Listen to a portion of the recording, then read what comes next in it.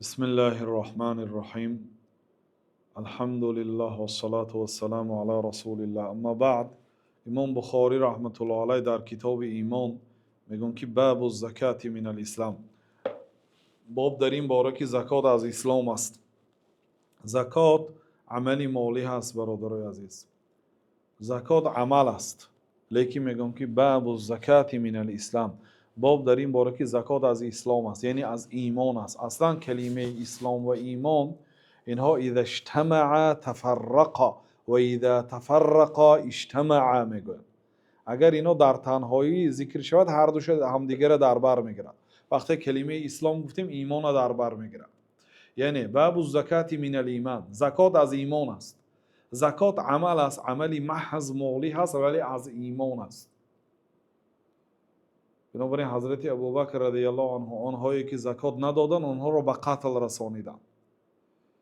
بر آن خلاف مشهوری که سببش آیا انکار زکات بود یا منع زکات بود. به هر حال امام بخاری میگن که باب الزکات من الاسلام، باب در این باره که زکات از ایمان است، از اسلام است. و قوله و ما امروا الا ليعبدوا الله مخلصین له الدین حنفاء و یقیموا الصلاة و یؤتوا الزکاة و ذلک دین القیمه.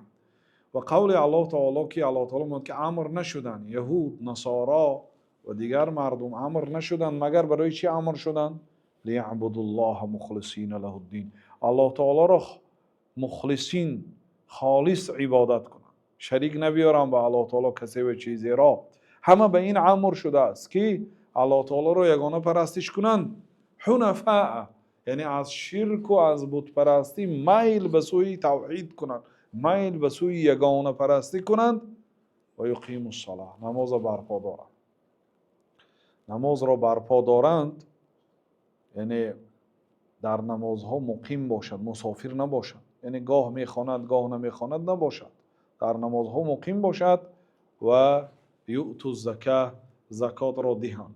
یعنی همه انسان ها امر شدند که الله تعالی را یگانه پرستش کنند، به او چیزی را شریک نبیارند، از شرک و از کفر روی به سوی توحید و یگانه پرستی بیارند و نماز را برپا دارند و زکات را ادا کنند. و ذلک دین القیمه، گفت این دینی مستقیم، این دینی حق، این دینی پرقوت. گفت یعنی توحید و نماز و زکات را همه را یک جای این دین است. گفت یعنی کسی که اگر زکات را نداد الکی دینی او کمبودی دارد.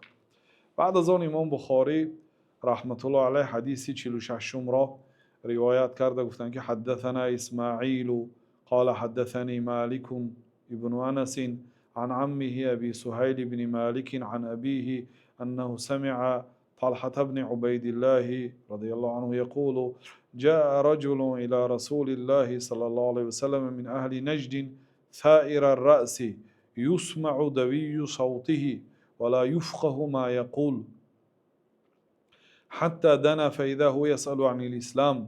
قال رسول الله صلى الله عليه وسلم 5 صلوات في اليوم والليلة. قال هل علي غيرها؟ قال لا إلا أن تطوع. قال رسول الله صلى الله عليه وسلم صيام رمضان. قال هل علي غيره؟ قال لا إلا أن تطوع. قال وذكر له رسول الله صلى الله عليه وسلم الزكاة. قال هل علي غيرها؟ قال لا إلا أن تطوع. قال فأدبر الرجل وهو يقول والله لا أزيد على هذا ولا أنقص. قال رسول الله صلی الله علیه وسلم افلح این صدق. خب این حدیث امام بخاری از اسماعیل از مالک از عمکش از پدرش و از طلحه روایت میکن. 5 نفر میگن که مسلسل بالاقارب. حافظ ابن حجر رحمت الله علیه در فتح الباری میگن که حدیث مسلسل بالاقارب از خویشاوندا هست، چون که این اسماعیلی که استاد بخاری هست این کس جیانی مالک است. استاد امام بخاری اسماعیل جیانی امام مالک است. امام مالک به اسماعیل تقا میشد، اسماعیل از تقایش مالک ابن انس، امام مالک از عمکشان یعنی ابو سهیل ابن مالک از پدرش یعنی از بابای مالک روایت میکند و آن کس از طلحه حلیفش میباشد. طلحه ابن عبیدالله یکی از 10 یاران بهشتی صحابی جلیل، حلیفی بابای امام مالک است. حلیف یعنی در مشکلی ها، در جنگ ها یعنی برابرش محافظت کننده در روز خرسندی و شادی و مشکلی و مصیبت همراه است، جانش را میدهد به هم دیگر. همین حلیف میگن، یعنی مانند خیش است، عیناً وظیفه خیش اجرا میکرد. بنابراین گفتن که مسلسل بالاقارب، این سند همش یعنی زنجیربند با خویشاوندها هست. طلحه ابن عبیدالله میگه که جاء رجل، یه مرد به نزد رسول الله صلی الله علیه و سلم آمد از اهل نجد. نجد امروزه طرف قسیم و ریاض در مملکت عربستان است. یک مرد از طرف نجد آمد و اینا در مدینه اهل حجاز بودند. اهل حجاز، مکه، مدینه، طایف، جده، این جهت ها حجاز گفته میشد. به اهل حجاز آمد. ثائر الراس، مویهایش پریشان، یعنی معلوم است که این آدم مسافر است. یسمع دوی صوته ولا یفقه ما یقول، غرغر آوازش فهمیده میشد و شنیده میشد ولی فهمیده نمیشه که چی گفته ایستاده است.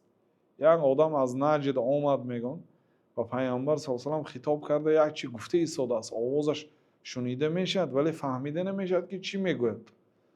در بعضی روایت‌ها حتی دنه هست، حتی که به پیامبر صلی الله علیه و سلم نزدیک شد ناگاه فهمیدیم که حتی دنه، در همین روایت هم هست حتی دنه پیدا یسأل عن الاسلام، وقتی که به پیامبر صلی الله علیه و سلم نزدیک شد ناگاه فهمیدیم که از اسلام میپرسید است. اسلام چیست یا رسول الله؟ بعد پیامبر صلی الله علیه و سلم گفتن که 5 وقت نماز گفتن در یک شبانه روز. یعنی اسلام خیلی که اکمل جان پیشتر سوال دادن که کسی که لا اله الا الله گفت آیا وارد بهشت میشود یا نه، فقط مجرد گفتن کلمه همان وقت وارد بهشت میشد که مثلا یک کافر ساعت 8 سحر کلمه گردان، بعد 12 حال پیشی نشده وفات کرد، بله فایده میده. لیکن اگر اسلام نبیارد، کلمه گرداند ولی یگان عمل نکند، که این کلمه برایش فایده نمیکند. چون که ببینید اسلام چیست یا رسول الله؟ پیامبر صلی الله علیه و سلم که 5 صلوات، 5 وقت نماز در یک شبانه روز گفتن. هل علی غیرها، یا رسول الله برای من غیر این 5 وقت نماز بود دیگه نماز فرض است؟ گفتن که لا الا ان تطوع، دیگر فرض نیست، این 5 وقت نماز به تو بس است، دیگرش فرض نیست الا ان تطوع، اگر زیاد کردی تو نماز شب خوندی، نماز ضحی خوندی، تحیات مسجد خوندی، اینا همش نافله هست، نماز شکرانه طهارت خوندی، اینا تطوع یعنی که اضافگی، نافله. بعد پیامبر صلی الله علیه و سلم دیگه و صیام رمضان، این چنین برای تو روزه داشتن ماه رمضان فرض است. یعنی اسلام چیز گفته بود؟ سوال. نگفتن که اسلام میگی کلمه لا اله الا الله محمد رسول الله گفت تمام جانت خلاص، نگفتن، بلکه گفتن که صیام و رمضان، روزه رمضان میداری. گفت که هل علی غیره، یا رسول برای من غیر رمضان بود دیگر روزه هایم فرض است؟ گفتن که لا الا ان تطوع، دیگر روزه فرض نیست، رمضان فقط فرض، دیگر روزه های پنجشنبه، دوشنبه، ایام بیز، یعنی وقتی که ماهتاب 13 شبه، 14 شبه، 15 شبه میشه، روزهایش روزه داشتن مستحب است. کسی 3 روز روزه میداره در یک ماه، الله تعالی به هر یک روزش 10 روزی می نویسد در نزد خودش، 30 روز حساب میشه. اگر کسی که هر روز هر ماه 3 روز روزه دارد، گویا که سالش 12 ماه روزه داشته در نزد الله تعالی. این فضل و کرم الله تعالی است، این فرض نیست، دیگه کسی دارد خوشا به حالش. بنابراین میگن که لا، روزه دیگه به تو فرض نیست الا ان تطوع، که میتوانی که نافله داری، پنجشنبه دوشنبه روزه داری، ایام عاشورا روزه داری، ایام عرفه روزه داری، خیلی که ما اینا در دیگر صحبت ها بیان کرده هستیم. بعد پیامبر صلی الله علیه و سلم تنکی و ذکر له رسول الله صلی الله علیه و سلم زکات، پیامبر صلی الله علیه و سلم برای او زکات را ذکر کرد. بعد گفت که هل علی غیرها، برای من غیر زکات دیگه با مال فرض است؟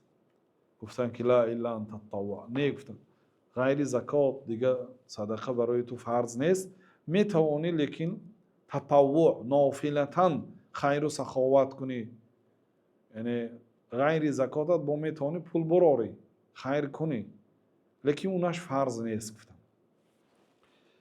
قال فادبر الرجل وهو يقول مرد قفا گردانید، یعنی به شهرش رهسپار شد. و هو یقول، حالان که او میگفت والله لا ازید علی هذا ولا انقص، قسم به نام الله تعالی زیادم نمیکنم کمم نمیکنم از آن چیزی که گفتند به من، کم نمیکنم و زیاد نمیکنم. قال رسول الله صلی الله علیه و سلم افلح این صدق، پیامبر صلی الله علیه و سلم گفت که افلح این صدق، نجات یافت اگر راست گفته باشد. گفتن ببینید برادرای عزیز، نجات یافت اگر راست گفته باشد، یعنی اگر راست نگفته باشد نجات نیافت. مفهوم مخالفش این است که کدام آدمی که این عملها را اجرا نکند نجات نمییابد. یعنی کسی نماز نمیخواند، روزه نمیدارد، زکات نمیدهد، اون نجات نمییابد. چون که پیامبر صلی الله علیه و آله نجات یافت اگر راست گفته باشد. و این حدیث امام بخاری رحمت الله در کتاب ایمان آوردند، دلالت میکند که زکات از ایمان است. و امام بخاری رحمت الله علیه در این کتاب ایمان خود اقرار میکنند، مقرر میکنند که عقیده اهل سنت و الجماعت این است که ایمان قول و عمل است، زیاد میشود و کم میشود. و امام بخاری خودشان گفتند که کتبت عن 1080 رجلا، من از 1080 نفر علم آموختم، همه آنها میگفتند که الایمان قول و عمل یزید و ینقص، ایمان قول و عمل است، زیاد می شود و کم می شود. و این حدیث ها که زیاده از 50 حدیث در اثبات زیاد شوی ایمان و کم شوی ایمان و این چنین از عمل از ایمان بودنش اینقدر دلیل ها، 10 آیت و زیاده از 50 حدیث ذکر کردند. والله تعالی اعلم.